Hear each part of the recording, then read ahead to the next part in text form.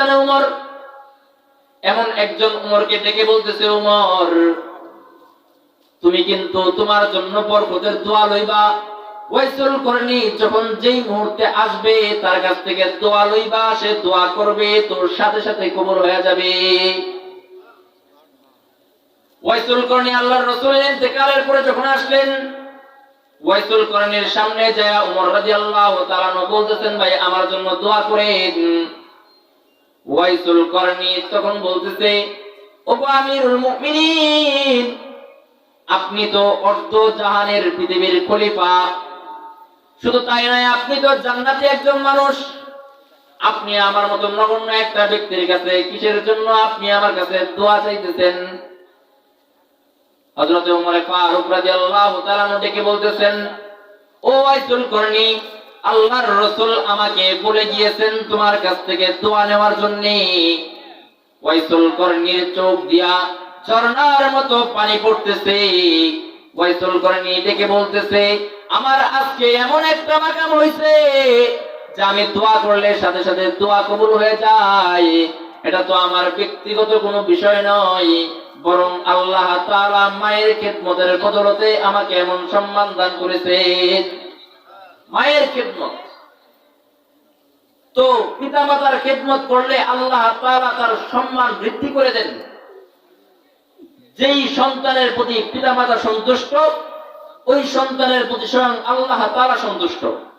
আল্লাহর রাসূল বলতেছেন, রিদাউর রাব্বি ওয়া রিদাউল ওয়ালি, যেই সন্তানের প্রতি পিতামাতা সন্তুষ্ট হয় ওই সন্তানের প্রতি স্বয়ং আল্লাহ তাআলা সন্তুষ্ট হয়। আর যেই সন্তানের প্রতি পিতামাতা অসন্তুষ্ট, ওই সন্তানের প্রতি আল্লাহ তাআলা অসন্তুষ্ট হয়ে যায়। এই জন্য পিতামাতার খিদমত করা, পিতামাতাকে সদা সর্বদা রাজি খুশির মধ্যে রাখা।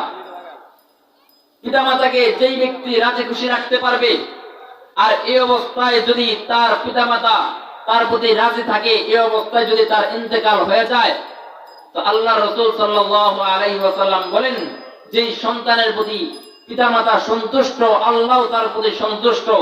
আর রাসূল বলতেছেন, ওই ব্যক্তি সবচাইতে বড় পোড়া কপাল, যেই ব্যক্তি তার পিতামাতাকে রাজি খুশি করায় দুনিয়া থেকে যেতে পারলো না। এই জন্য পিতামাতার খেদমত করা, পিতামাতার হকগুলো আদায় করা। এর পূর্বে আমাদের কাছে অনেক সময় এরকম কথা আসে যে, হুজুর সন্তানটা কথা শুনে না, সন্তান ঠিক মতে চলতেছে না। সন্তান যে কথা শুনে না, ঠিক মতে চলতেছে না, এর কারণ তো আমি নিজে। আমার একটা সন্তানকে কিভাবে লালন পালন করার কথা ছিল, আমি তো আমার সন্তানের হকগুলো আদায় করতে পারি নাই।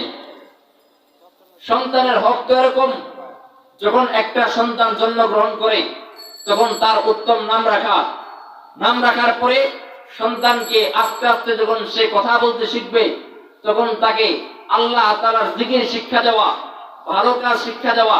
অথচ আমরা গোড়া থেকে তাদেরকে মিথ্যা বইলা এরকম মিথ্যা কথা আমরা তাদের জবান থেকে বের করতেছি। বাচ্চা যখন কান্নাকাটি করে তখন বলে শিয়াল আসবে, বাঘ আসবে, ভাল্লুক আসবে, জিন আসবে, ভূত আসবে। এই যে সন্তানকে মিথ্যা কথা বললো, সন্তানরা যখন আস্তে আস্তে আস্তে আস্তে যখন বুঝের অবস্থা হয়, তখন সে চিন্তা করে যে আমার বাপ মা তো ছোট সময় আমাকে মিথ্যা ধোঁকা দিছে, তখন সে মিথ্যা কথা বলতে থাকে। দ্বিতীয়ত, সন্তান যখন কথা বলতে শিখে, তার যখন লেখাপড়ার সময় হয়, তখন আমরা তাদেরকে প্রকৃত দ্বীনি শিক্ষা শিক্ষিত করি না। এজন্য সন্তান বুঝে না পিতার কত মূল্য, সন্তান বুঝে না মায়ের কত মূল্য। কারণ সন্তান তো চিন্তা করে দুনিয়াটাই হলো আরাম আয়েশের জায়গা, পরকালের সম্পর্কে সে বেখবর থাকে। তো একটা বাচ্চাকে যখন শিক্ষা দেওয়া হয়, এই দিন শিক্ষা যখন না দেওয়া হয়, হ্যাঁ আপনি ব্যারিস্টার বানান, জজ বানান, ইঞ্জিনিয়ার বানান, ডাক্তার বানান, সবগুলাই সেবা। তবে অন্ততপক্ষে আপনার সন্তানকে এতটুকু শিক্ষা দেওয়া যে কোনটা ফরজ, কোনটা নফল, কোনটা সুন্নত, কোনটা ওয়াজিব, এই বিষয়টা যেন সে জানতে পারে, এই পরিমাণে এলেন তাকে শিক্ষা দেওয়া। আমরা এখন কি শিক্ষা দেই?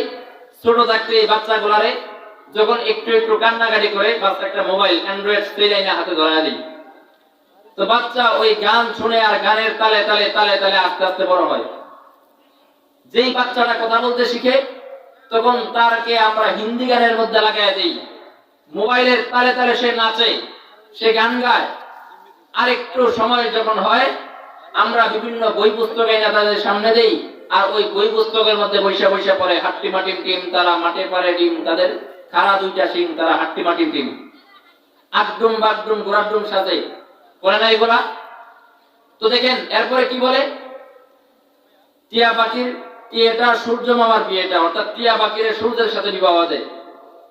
সূর্য হলো স্বামী আর টিয়া পাখি হলো বউ, অথচ সূর্য হলো এই পৃথিবী থেকে 13 লক্ষ গুণ বড়, আর ছোট্ট একটা টিয়া পাখির সূর্যের সাথে বিবাহ দেয়। এই যে আজগবি এই সমস্ত কথাবার্তা, এই সমস্ত বিষয়গুলো যখন বাচ্চারা শিখে, তখন বাচ্চাদের অবস্থা এমন হয় যে তারা মিথ্যার বুলি শিখেই আস্তে আস্তে সামনে অগ্রসর হয়। আচ্ছা বলেন তো, আমাদের এলাকার মধ্যে সিংহওয়ালা কোনো প্রাণী ডিম পারে? এটা আওয়াজ করেন। সিংহওয়ালা কোনো প্রাণী ডিম পারে? সিংহওয়ালা কোনো প্রাণী ডিম পারে না। গরু কোনোদিন ডিম পারে না, হাতি কোনোদিন ডিম পারে না, ছাগল কোনোদিন ডিম পারে না। আচ্ছা মুরগি যে ডিম পারে, মুরগির কি শিং আছে? মুরগিরও শিং নাই। এই যে বিষয়গুলা বাচ্চাদের দিলের মধ্যে দেওয়া হয়, তখন বাচ্চাগুলোর অবস্থা এমন হয় যে বাচ্চাগুলোর তরবিয়ত নষ্ট হয়ে যায়। এই জন্যে সর্বপ্রথম বাচ্চাকে দ্বীনি শিক্ষা দেওয়া, তারপরে আপনি স্কুল কলেজ যেদিকেই যান সেদিকেই পড়াইতে পারেন। বাস্তবতার সত্য জিনিসটাকে সর্বপ্রথম তার দিলের মধ্যে বসায় দেওয়া।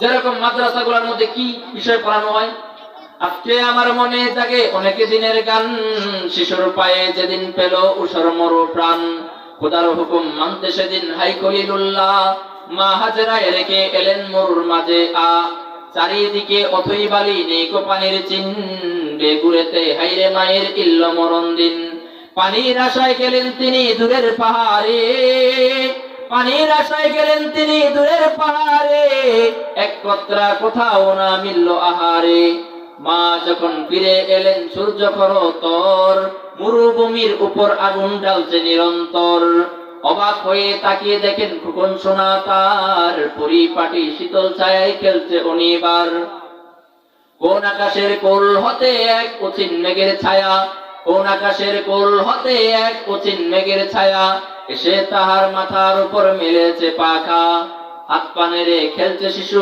পায়ের কাছে তার, ঝিরঝিরিয়ে বইছে যে এক ঝর্ণা চমৎকার, সাহারাতে মিঠা পানির ঝর্ণা চড়ায়ে, সাহারাতে মিঠা পানির ঝর্ণা চড়ায়ে, মরণ মুখে মায়ের মুখে আশা ছড়ায়ে, এলো যেদিন খুদার নবী শিশু ইসমাইল, এলো যেদিন খুদার নবী শিশু ইসমাইল, কুল দুনিয়া উঠলো এসে আনন্দে ঝিলমিল, পুণ্য স্মৃতি সেই নহরের নাম হলো জমজম, পুণ্য স্মৃতি সেই নহরের নাম হলো জমজম, তার পাশে গোল কাবা মক্কা মুআজ্জম, আবে জমজম খুরদে বুদাম আবে শোরা কাই খুরম, আবে জমজম খুরদে বুদাম আবে শোরা কাই খুরম, বাদশাহী করতে বুদাম পাস পানি কাই পুনাম। এরকম বাস্তবতা সন্তানকে শিক্ষা দেওয়া। আমাদের আকাবিরিনদের ইতিহাস দেখেন, খাজা মঈনুদ্দিন চিশতি রহমাতুল্লাহি আলাইহি, ওনার নাম আমরা অনেক শুনেছি। খাজা মঈনুদ্দিন চিশতি কিন্তু একদিনে খাজা মঈনুদ্দিন চিশতি হয় নাই। ওনার মা এমন নেককার ছিল, খাজা মঈনুদ্দিন চিশতি রহমাতুল্লাহি আলাইহি বাংলাদেশের সফরে আসতেন। এই সফর থেকে যখন তিনি আবার ওনার বাড়িতে ফিরে গেলেন, ঘরের দরওয়াজার সামনে গিয়ে দাঁড়িয়ে দাঁড়িয়ে মুস্কি হাসতেছেন। মা প্রশ্ন করছে, বাবা মঈনুদ্দিন তুমি কেন হাসতেছো? বলতেছে, মা আমার আজকের এই সফরটা বিরাট একটা অর্জন। কি অর্জন? যে আমার এই সফরের মধ্যে আলহামদুলিল্লাহ বেশ দিন ঘোরাঘুরির পরে মানুষের দুয়ারে দুয়ারে দ্বীনের দাওয়াত নিয়ে গিয়েছি। আমার হাতের মধ্যে 7 লক্ষ হিন্দু কালিমা পড়ে মুসলমান হয়েছে। আর একটু জোরে বলেন, 7 লক্ষ হিন্দু কালিমা পড়ে মুসলমান হয়েছে। সাথে সাথে মঈনুদ্দিন চিশতি রহমাতুল্লাহি আলাইহির মা হাসি দিয়ে বলতেছে, বাবা এটা তোমার ব্যক্তিগত কোনো কারামতি নয়, বরং এটা আমার বুজুর্গি। বলতেছে, মা কিভাবে? যে যখন থেকে তোমার জন্ম হয়েছে, যখন থেকে আমি তোমাকে দুধ পান করাই, বিসমিল্লাহ শব্দ উচ্চারণ ছাড়া আমি কোনোদিন তোমাকে দুধ পান করাই নাই। যত কান্নাকাটি করছো, ওযু করছি, 2 রাকাত নামাজ পড়ছি, তারপরে বিসমিল্লাহ বলে আমি তোমাকে দুধ পান করাইছি। 2 বছর এইভাবে দুধ পান করানোর পরে আজকে তুমি খাজা মঈনুদ্দিন চিশতি হয়েছো।